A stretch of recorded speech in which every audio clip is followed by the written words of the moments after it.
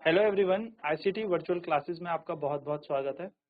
तो जैसा कि आप जानते हैं, हम पढ़ रहे थे साउंड और आज हम साउंड में बात करेंगे uses of multiple reflection of sound, यानी कि ध्वनि में जो बहु परावर्तन होते हैं उनके क्या उपयोग होते हैं, है ना। अब आपको पता है, जैसे एग्जांपल के तौर पर यहाँ पे दे रखा है मेगाफोन और loud hailers, horns, musical instrument such as trumpet and shehnais are all designed to send sound in a particular direction without spreading it in all direction। क्या कह रहा है यहाँ पर? यही भी कह रहा है कि यदि आप मेगाफोन या लाउड स्पीकर्स का यूज करेंगे तो इनको इस तरीके से डिजाइन किया रहता है। आपने देखा होगा ट्रम्पेट, ट्रम्पेट वो बाजा होता है ना जो शादियों में भी बजाते हैं, वो ट्रम्पेट होता है। तो ट्रम्पेट यानी कि उन बाजों की शेप इस तरीके से बनाई जाती है, कुछ इस तरीके से शेप बनाई जाती है ऐसे, जिससे कि बेसिकली क्या हो, साउंड का रिफ्लेक्शन बहुत ज्यादा हो, ध्वनि का परावर्तन बहुत ज्यादा हो और आवाज जो है वो बहुत ज्यादा फैले। और फैलेगी तो क्या होगा, एक ऊंची आवाज हमें सुनाई देगी, है ना।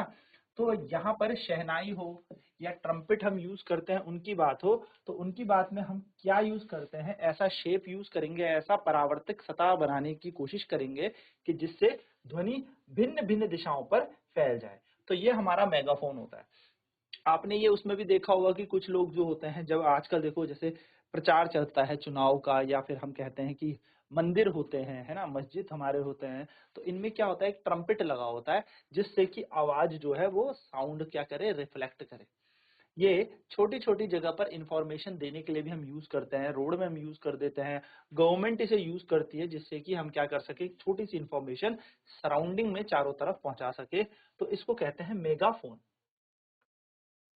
ठीक है, तो ये वो इंस्ट्रूमेंट है, इसमें एक ट्यूब होगी और एक कोनिकल ओपनिंग होगी। देखो एक ट्यूब जैसा होगा और एक कोनिकल, कोन यानी कि एक शंकु जैसा ये दिखेगा, ट्यूब होगी और एक कोनिकल इक्विपमेंट ये है, कोन जैसा आपको दिख रहा है, ये ऐसा कोन जैसा ये होगा।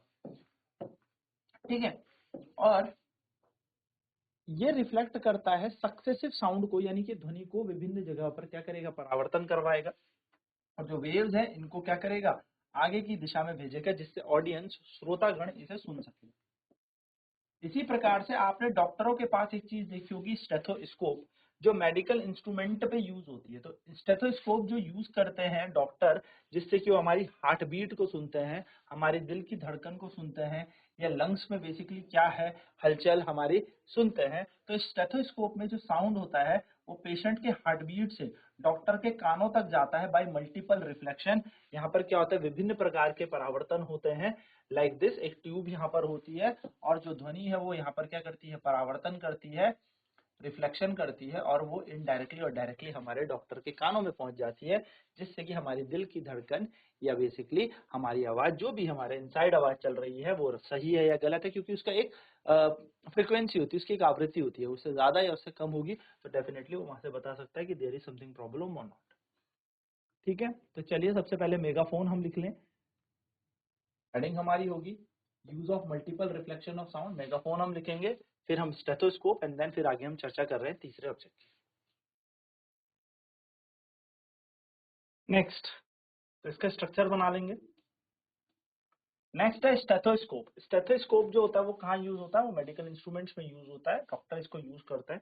और बेसिकली हार्ट बीट जो होती है वो मल्टीपल रिफ्लेक्शन से हमारे डॉक्टर के कानों तक पहुंचते हैं स्टेथोस्कोप के हेल्प से। ठीक है, स्टेथोस्कोप कौन यूज करता है, बेसिकली डॉक्टर यूज करते हैं स्टेथोस्कोप। ठीक है, मेडिकल इंस्ट्रूमेंट होता है, मेडिकल साइंस में स्टेथोस्कोप को यूज करता है। आपने देखा भी वो हेडफोन जो डॉक्टर के पास होता है, जिससे कि वो दिलों की धड़कन चेक करता है।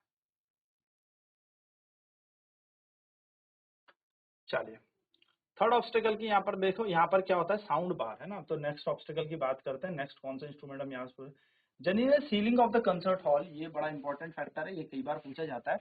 जो कॉन्सर्ट के हॉल होते हैं या कॉन्फ्रेंस के हॉल होते हैं या सिनेमा हॉल होते हैं, वो कर्व बनाए जाते हैं, उनके छत ऐसे कर्व बनाए जाते हैं, गोल बनाए जाते हैं, घुमावदार बनाए जाते हैं। ऐसा क्यों, जिससे कि रिफ्लेक्शन हो और वो हर जगह पर पहुंच जाए, हर जगह पर क्या हो, परावर्तन होने के बाद ध्वनि हर जगह पर पहुंच जाए। इस तरीके से हम क्या करते हैं, कॉन्सर्ट, सिनेमा हॉल, या फिर बेसिकली हम बात कर सकते हैं कॉन्फ्रेंस हॉल, तो इनके जो छत होते हैं, सीलिंग होती है, छत होती हैं, वो कैसी बनाई जाती हैं, घुमावदार बनाई जाती हैं। तो समटाइम्स अ कर्व्ड सरफेस यानी कि जो एक घुमावदार सतह होगी या साउंड बार होगा, इसको हमारे स्टेज के पीछे भी लगा दिया जाता है जब हम कोई प्रोग्राम करते हैं या कुछ करते हैं या फिर कोई स्पीच है या कोई सा भी फंक्शन है जिसके थ्रू ये साउंड बार का काम करेंगे। साउंड बोर्ड क्या करेंगे, हॉल पे सारे के सारे साउंड को क्या कर देंगे, रिफ्लेक्ट कर देंगे। तो आप देख रहे होंगे ये कर्व्ड सरफेस है तो इनसे साउंड टकराएगा और हर एक जो भी सुनने वाले होंगे उनके कानों तक पहुंच जाएगा। तो कंसर्ट के हॉल जो होते हैं, याद रखना, वो कर्व्ड क्यों बनाए जाते हैं, जिससे मल्टीपल रिफ्लेक्शन हो सके। क्या हो सके, मल्टीपल रिफ्लेक्शन ऑफ साउंड हो सके, और मल्टीपल रिफ्लेक्शन होने के बाद हर एक इस ध्वनि को आराम से सुन सके। ठीक है, चलिए, ठीक है, जल्दी से इसे नोट कर लें। तो देखिए यहाँ पर हमारे पास ये वाला डायग्राम हम बनाएंगे कि जो साउंड बोर्ड हम यूज करते हैं उससे क्या होता है कि माना यहाँ से ध्वनि आई तो ध्वनि एक जगह से टकराएगी और क्या करेगी, दूर दूर तक हर जगह पर बैठे हुए जो भी लिसनर्स होंगे, जो भी श्रोतागण होंगे, उन तक ये ध्वनि पहुंच जाएगी। तो ये आपको ध्यान रखना है, इसलिए घुमावदार बनाया जाता है जिससे बहु परावर्तन हो, मल्टीपल रिफ्लेक्शन हो सके। तो ध्वनि क्योंकि मल्टीपल रिफ्लेक्शन करती है तो हमारे जो लिसनर्स हैं उन तक आवाज आराम से पहुंच जाएगी। चलिए फटाफट से इस डायग्राम को बनाएंगे।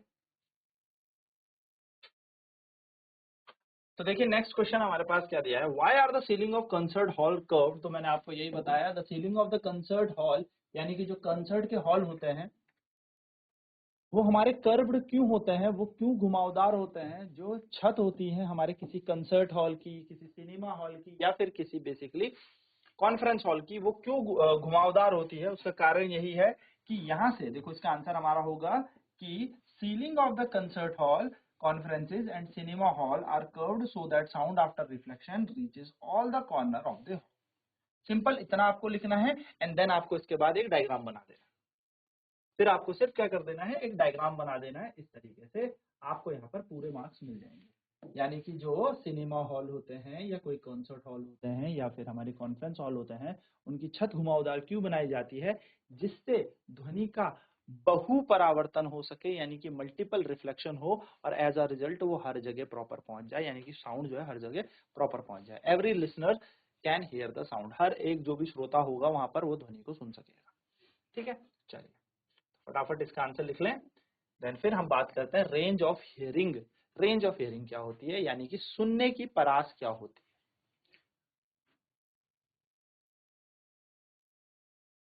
तो छत घुमावदार होगी जिससे कि मल्टीपल रिफ्लेक्शन होगा, दूर दूर बैठा हुआ प्रत्येक व्यक्ति उस ध्वनि को सुन सकेगा। ठीक है, जो दूर दूर तक बैठा हुआ कोई लिसनर होगा उस ध्वनि को सुन सकेगा। चलिए नेक्स्ट बात करेंगे रेंज ऑफ हियरिंग की, यानी कि हमारी सुनने की परास क्या है, सुनने की परास। और ये क्वेश्चन ना कई बार आता है, आप किसी कॉम्पिटिटिव एग्जाम की तैयारी कर रहे हो, आप चाहे अपने स्कूल का पेपर दे रहे हो, ये क्वेश्चन पक्का बहुत बार पूछा जाता है। सुनने की परास, तो हर चीज होती है, सारी चीज डिपेंड कर रही है फ्रीक्वेंसी पे, आवृत्ति पर। हर एक साउंड की अपनी अपनी आवृत्ति होती है, अपनी अपनी ध्वनि होती है। तो जो ऑडियोबल रेंज होती है, ऑडियोबल यानी कि जो हम सुन सकते हैं, ठीक है, ऑडियोबल यानी कि मैं बोल रहा हूं आप सुन पा रहे हो, that I am in audible range. मैं बोल रहा हूं आप सुन पा रहे हो, तभी आप सुन पा रहे हो क्योंकि ये श्रव्य है, क्योंकि इनको हम श्रव्य तरंग बोलते हैं। तो जो ऑडियोबल रेंज होती है ह्यूमंस के लिए, यानी कि मनुष्य के लिए, वो चलती है 20 हर्ट्ज से लेके 20,000 हर्ट्ज तक।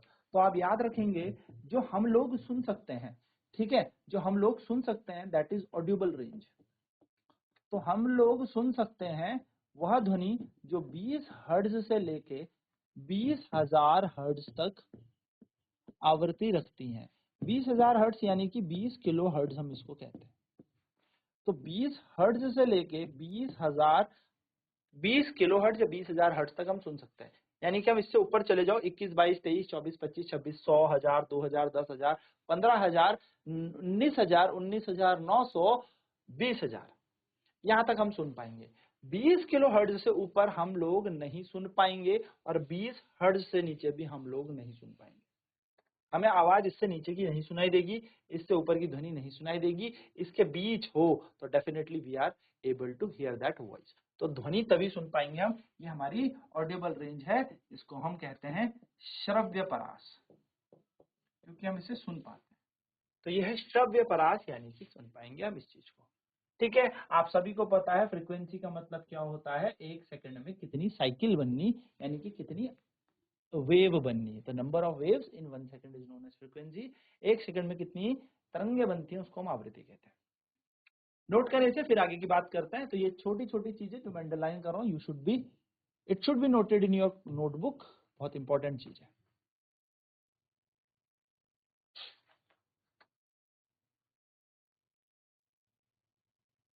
नेक्स्ट है children under the age of 5 and some animals such as dogs can hear up to 25 kilohertz. तो जो चिल्ड्रन होते हैं, कुछ बच्चे होते हैं जो 5 साल से छोटे बच्चे होते हैं, है ना, 5 साल से छोटे बच्चे 25 किलोहर्ट्ज तक सुन पाते हैं। मतलब उनकी थोड़ी क्या होती है, कान की जो बेसिकली हम कह सकते हैं सेंस ऑर्गन थोड़े शार्प होते हैं, ठीक है, थोड़े सेंसिटिव होते हैं, तो वो 25 किलोहर्ट्ज तक सुन पाएंगे 5 साल से छोटे। अब धीरे धीरे जैसे बड़े हुए, as people grow older their ear becomes less sensitive. आपको पता ही है, धीरे धीरे बूढ़े जब होते हैं तो हम कम सुनने लग जाते हैं, बहुत तेज बोलना पड़ता है तब सुन पाते हैं। तो जब धीरे धीरे क्या हो जाएंगे, ग्रो होता है, तो हम सेंसिटिव हो जाएंगे लेस फ्रिक्वेंसीज के लिए, और तब हम 20 किलोहर्ट्ज तक ही सुन पाएंगे। ये बात ध्यान रखना। या फिर हम 20 तक ही सुन पाते हैं। तो 5 साल तक के बच्चे 25,000 हर्ट्ज तक सुन पा रहे हैं, लेकिन 5 साल के ऊपर जो लोग हैं उनको धीरे धीरे सेंसिटिविटी डाउन हो चुकी है, वो 20 किलोहर्ट्ज तक ही सुन पा रहे हैं। अच्छा, नेक्स्ट चीज, अगर मैं बात करूं ध्वनि, ऐसी ध्वनि तरंगे जो आपकी आवृत्ति 20 हर्ट्ज से नीचे रखते हो, यानी कि 20 हर्ट्ज से कम, 20 हर्ट्ज से कम, 20 हर्ट्ज से कम, ठीक है, ज्यादा हो गया, सॉरी, कम, ऐसी साउंड वेव्स जो 20 हर्ट्ज से कम होती है, देखिए वह ध्वनि तरंगे जो 20 हर्ट्ज से कम होती हैं, उनको कहा जाता है इंफ्रासाउंड। इंफ्रासाउंड, ठीक है, इंफ्रासाउंड। अगर हम बात करें इंफ्रासाउंड की, if you could hear infrasound, अगर हम इंफ्रासाउंड सुन सकते थे तो हम वाइब्रेशन ऑफ पेंडुलम को भी फील कर सकते थे। याद रखेंगे, जो राइनोसोरस होता है, गैंडा हम जिसको कहते हैं, वो कम्युनिकेट करता है इंफ्रासाउंड फ्रीक्वेंसी एज 5 हर्ट्ज। तो गैंडा जो होता है, राइनोसोरस, वो कम्युनिकेट करता है इंफ्रासाउंड फ्रीक्वेंसी को, ठीक है। व्हेल मछली और एलिफेंट, हाथी, ये भी इंफ्रासाउंड ही साउंड प्रोड्यूस करते हैं, ठीक है। It is observe that some animal get disturb before earthquake. आपने देखा होगा कि बहुत सारे जानवर ऐसे होते हैं कि भूकंप आने से पहले उन्हें पता लग जाता है। एक्चुअली जो भूकंप आता है, यानी कि अर्थक्वेक आता है, वो एक लो फ्रीक्वेंसी होती है, बहुत कम आवृत्ति होती है, इंफ्रासाउंड होता है। इसलिए शॉक वेव्स आने से पहले कुछ एनिमल्स जो 20 किलो हर्ट्ज या बोलू सुन सकते हैं, वो आराम से इनको सुन पाएंगे। तो ठीक है, तो main shock waves begin which possibly alert the animal. तो यहाँ पर क्या हो जाएगा, जो भूकंप आएगा तो भूकंप लो फ्रीक्वेंसी पे आता है, 20 किलो हर्ट्ज से कम आता है। तो कुछ जानवर ऐसे होते हैं जो इन चीजों को सुन पाएंगे। वो क्या करेंगे, जैसे आपको पता लग ही गया है, मैंने कहा हाथी ये सुन सकता है, तो हाथी आपने सुना होगा बहुत तेजी से चिल्लाना शुरू कर देते हैं बिफोर अर्थक्वेक, यानी कि भूकंप आने से पहले। क्यों? क्योंकि उन्हें ये चीज पता लग जाती है कि कुछ बहुत तेजी से क्या आ रही है, आवाज आ रही है, ध्वनि आ रही है, क्योंकि वो सुन सकते हैं। इसी प्रकार से मैं बात करूं, कुछ एनिमल्स हैं फ्रीक्वेंसी हाइयर देन 20 किलोहर्ट्ज, कुछ एनिमल्स 20 किलो हर्ट्ज तक सुन पाएंगे। अब 20 किलो हर्ट्ज से ऊपर वाली आवृत्ति को हम अल्ट्रासाउंड या अल्ट्रासोनिक साउंड कहते हैं। यानी कि देखो, 20 हर्ट्ज से नीचे इंफ्रा, 20 किलो हर्ट्ज से ऊपर अल्ट्रा, ठीक है। तो अल्ट्रासाउंड कौन प्रोड्यूस करता है? डॉल्फिन्स, चमगादड़ बैट, पोर्पोइसिस, ठीक है। यहाँ पर कुछ होता है, moth of certain family have sensitive hairy equipment. जो कुछ फैमिलीज होती है उनके पास क्या होता है, ऐसे इक्विपमेंट होते हैं, मतलब ऐसे आवाजें वो सुन सकते हैं, ठीक है। सो जो चमगादड़ होता है वो नियर बाय अल्ट्रासाउंड सुन सकता है, और इसी के कारण वो अपने प्रे को भी पकड़ता है, यानी कि क्या करता है, वो अपने जो शिकार होता है उसको भी ग्रहण करता है। अब आपने देखा होगा कुछ लोग ऐसे हैं जो एज के साथ साथ अपनी सेंसिटिविटी लूज कर देते हैं, जैसे हमारे दादी दादाजी जो ज्यादा एज वाले हो जाते हैं, वो बहुत ऊंचा सुनते हैं। तो ऊंचा सुनने के बाद अगर हम इतना चिल्ला तो पाएंगे नहीं, तो उनको अगर हम हेयरिंग एड दे दें, यानी कि एक ऐसा यंत्र दे दें जिससे वो सुन सकें, तो हेयरिंग एड, एड का मतलब कोई हेल्प करना, ठीक है। तो पीपल विद हेयरिंग लॉस, जो आवाज बहुत ही कम सुन सकते हैं, उनको हम इलेक्ट्रॉनिक बैटरी ऑपरेटेड एक डिवाइस दे देते हैं जिसको हम हेयरिंग एड कह देते हैं। इसके अंदर एक माइक्रोफोन लगा रहता है। अब आपसे क्वेश्चन ये पूछेगा कि जो माइक्रोफोन होता है वो क्या करता है, तो माइक्रोफोन हमारी ध्वनि को विद्युत सिग्नल में परिवर्तित कर देता है, यानी कि किस में कर देगा, साउंड एनर्जी को इलेक्ट्रिकल एनर्जी में कन्वर्ट कर देगा, और ये इलेक्ट्रिकल सिग्नल जो होते हैं वो एम्पलीफाई हो जाएंगे, बहुत बड़े हो जाएंगे कानों के अंदर, और आराम से जो भी हम बोलेंगे वो कन्वर्ट हो जाएगा इलेक्ट्रिक सिग्नल में और सेंड कर दिया जाएगा डायरेक्टली आवाज, कान के अंदर बहुत तेजी से ये आवाज आएगी, और वो क्या करेगा, सुन सकता है भाई। ऑब्वियसली वो हम हल्के बोल रहे हैं, पर वो क्या कर रहा है, इसको एम्पलीफाई करके बोल देगा, बढ़ा के साउंड को बोल देगा, ठीक है। तो हियरिंग एड फटाफट से आपको पता होना।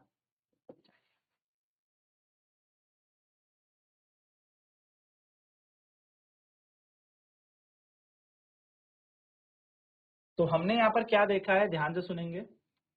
हम कहां तक सुन सकते हैं, 20 हर्ट्ज से लेके 20 किलो हर्ट्ज तक।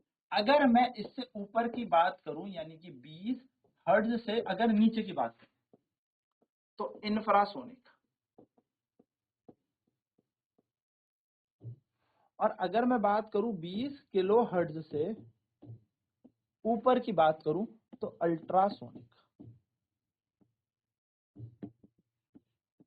ठीक है। तो इसे नोट कर लें, ये क्वेश्चन कई बार पूछा जाता है कि अल्ट्रासोनिक या अल्ट्रासाउंड क्या होता है। तो 20 किलो हर्ट्ज आवृत्ति से ज्यादा जो ध्वनि होती है वो अल्ट्रासाउंड होती है, अल्ट्रासोनिक होती है। और इंफ्रासोनिक कौन सी होगी, जो 20 हर्ट्ज से कम होती है। और हमारी ऑडियोबल रेंज कहां से कहां तक वेरी कर रही है, 20 हर्ट्ज से लेके 20,000 हर्ट्ज या 20 किलो हर्ट्ज।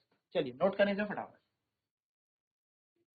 सो यहाँ पर हमने ऑडियोबल रेंज देख ली, मल्टीपल रिफ्लेक्शन के यूज देख लिए। अब हमने अगली क्लास में जानना है एप्लीकेशन ऑफ अल्ट्रासाउंड, यानी कि कहाँ पर अल्ट्रासाउंड का उपयोग होता है, इसका क्या फायदा है हमारी रोजमर्रा के जीवन में, और साइंस में इसका क्या उपयोग है। अब अल्ट्रासाउंड हमें पता लग गया कि वो ध्वनि जो 20 किलो हर्ट्ज से ऊपर होती है उनको अल्ट्रासाउंड कहते हैं। अब इनका यूज कहाँ पे होगा, ये नेक्स्ट क्लास में देखेंगे। तो आज की क्लास में इतना ही। आई होप ये सारी चीजें क्लियर हो गई होंगी। आईसीटी वर्चुअल क्लासेस में जुड़ने के लिए धन्यवाद। आपका दिन शुभ।